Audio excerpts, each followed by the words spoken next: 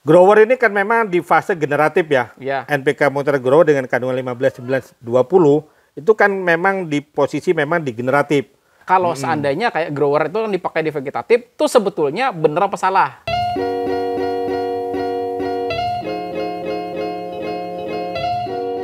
Assalamualaikum warahmatullahi wabarakatuh, sahabat tani. Pada kesempatan kali ini kita kedatangan agronomis dari PT Merauke dengan Bapak siapa nih Pak? Joko Waluyo. Pak Joko, wah luar biasa.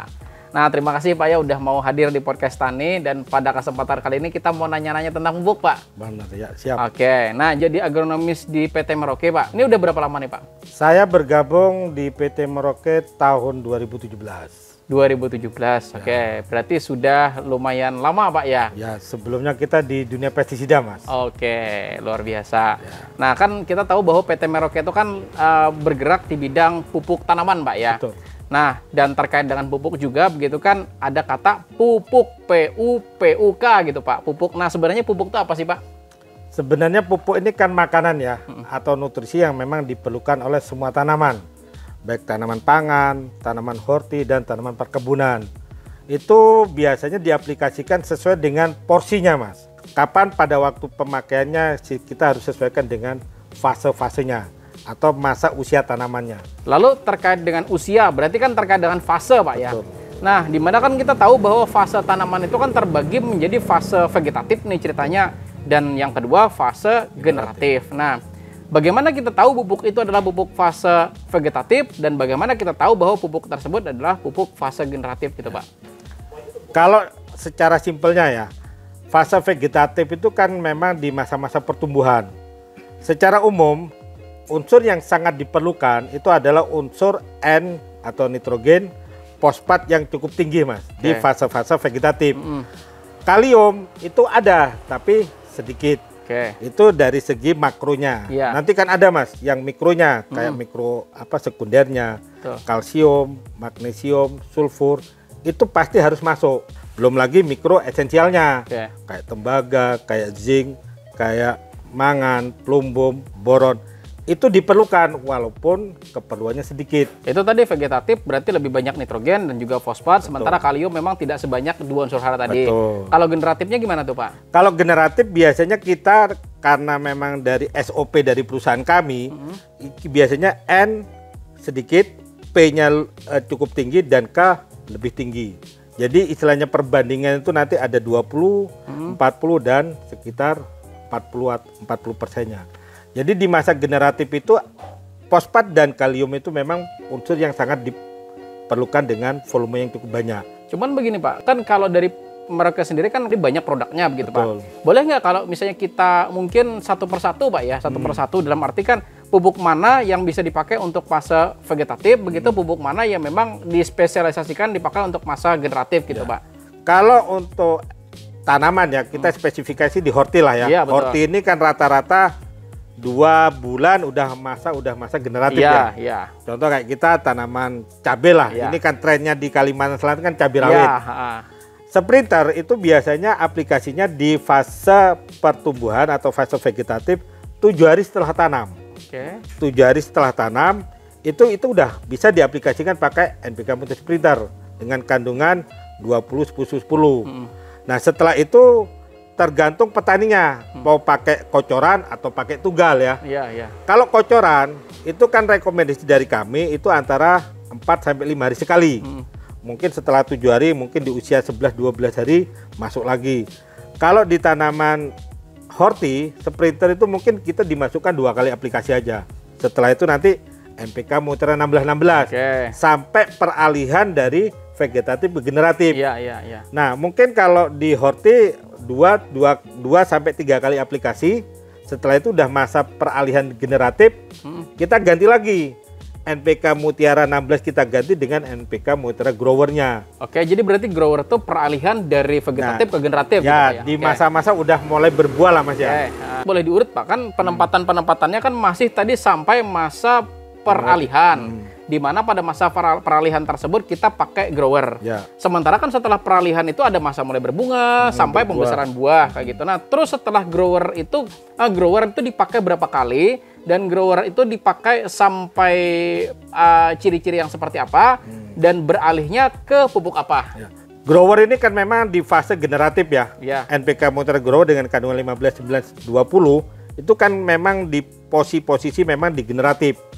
Jadi aplikasinya itu bisa dikocor atau ditugal. Emang kalau vegetatif nggak boleh Pak ya?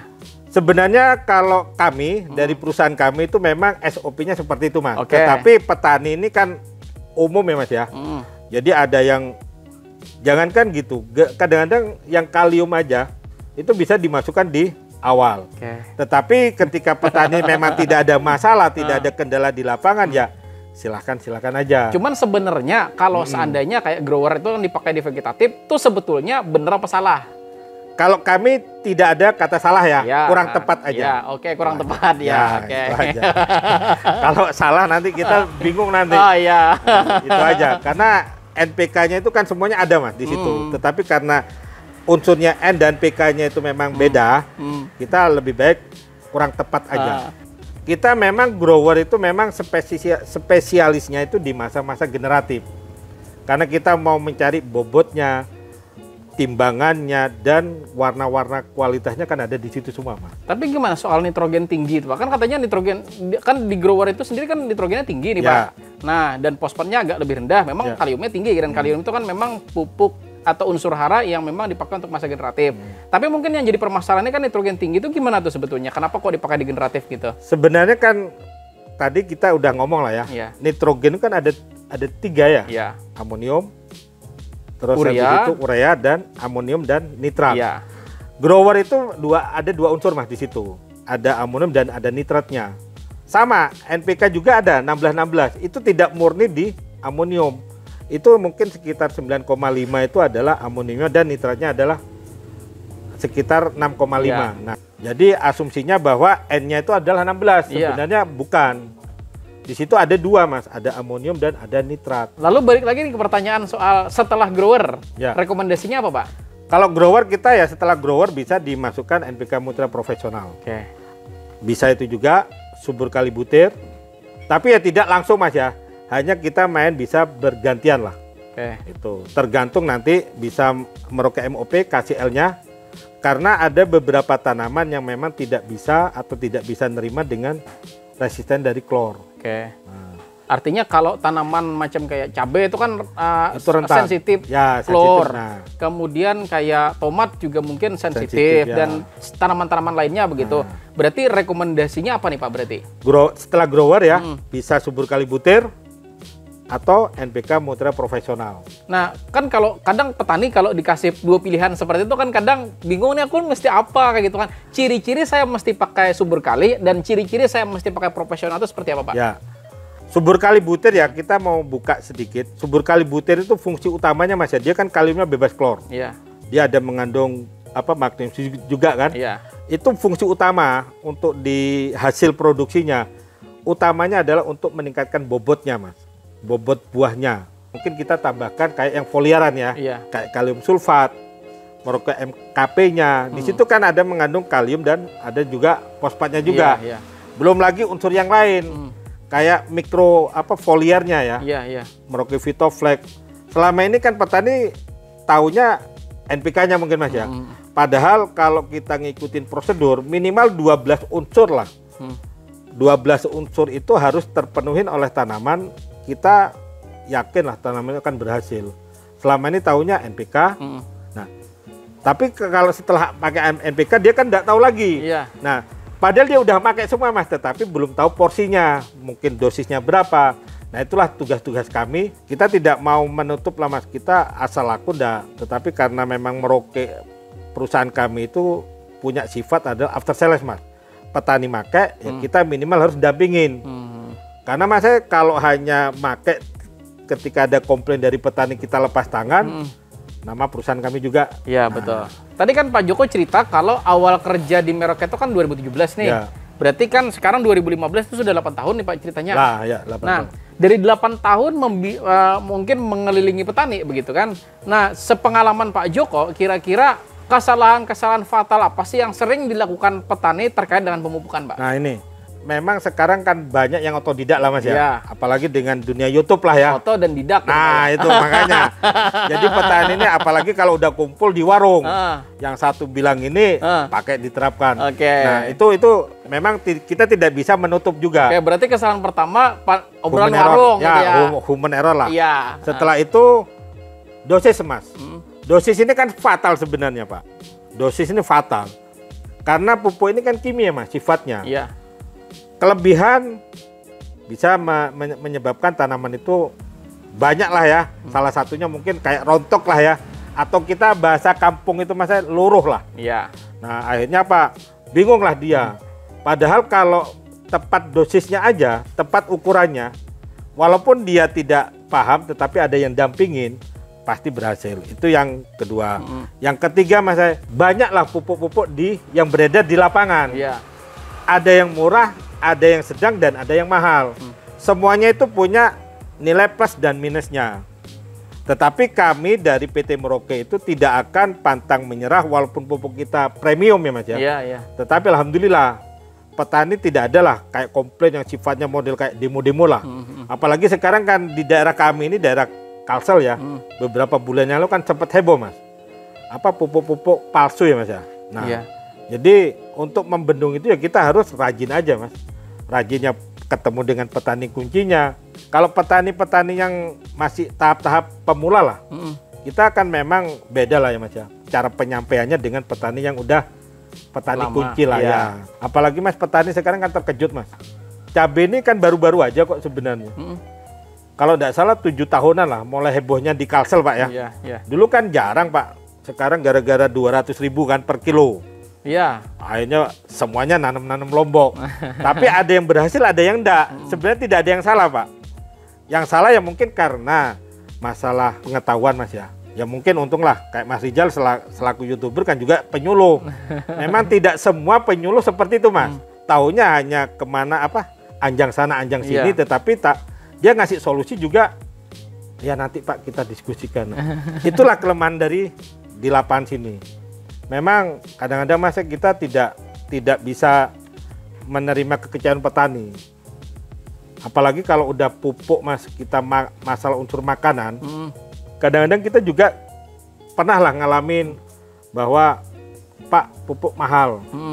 Loh mahalnya itu karena apa Mas? Karena dia belum tahu dosisnya sebenarnya.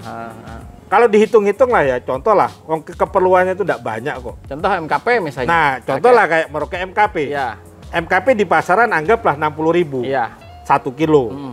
Tetapi kalau keperluannya per liternya itu kan mungkin keperluannya 1 sampai 2 gram. Ya kan? Tetapi petani kan enggak Mas. Kadang-kadang 5 sendok, 10 sendok, akhirnya overdose.